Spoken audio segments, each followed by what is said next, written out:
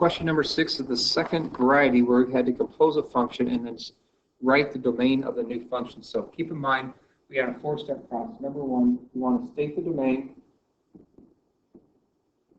of the inside function. Keep it, don't forget about it. We need this.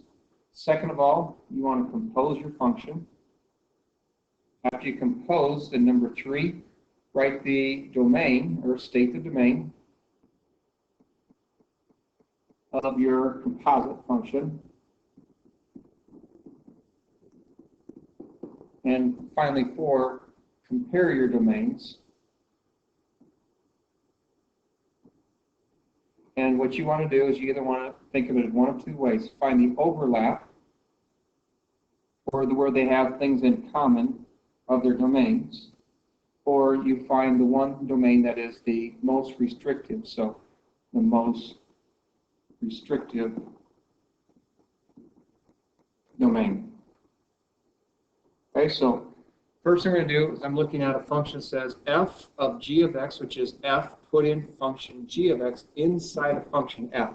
And f is the squaring function minus 9, but I'm going to put inside of that the function g of x. So that means g of x is square root of x plus 3.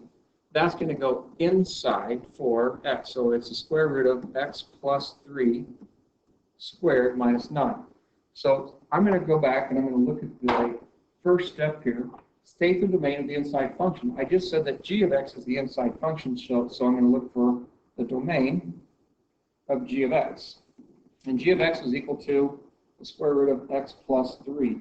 G of x is defined as long as x plus 3 remains greater than or equal to 0, which means x has to maintain a value that is greater than or equal to a negative 3. So this is my domain restriction for the inside function. I'm going to continue on with this work, and I'm going to simplify the composite function. So when I square a square root, they will reduce or undo each other. So it's going to be x plus 3 minus 9.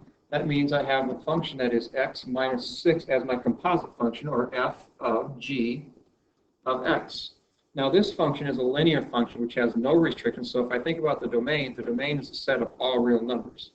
So I compare these two. The domain of g of x was all values greater or equal to 3. The domain of the composite function, which was f of g of x, had a domain of all real numbers. So if I look at the overlap, the domain of all real numbers is the entire number line graph. That's not restrictive at all. Then I go back and I do the first restriction, which meant that x had to be greater than or equal to a negative 3. So negative 3 and equal to.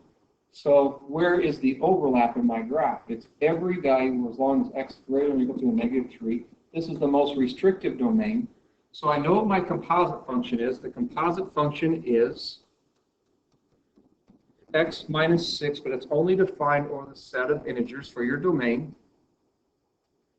as long as x is greater than or equal to a negative 3.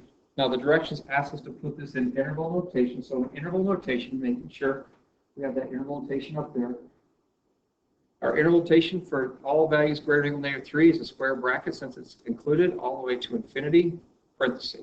So here's my domain, there's my composite function. I'm done with the problem.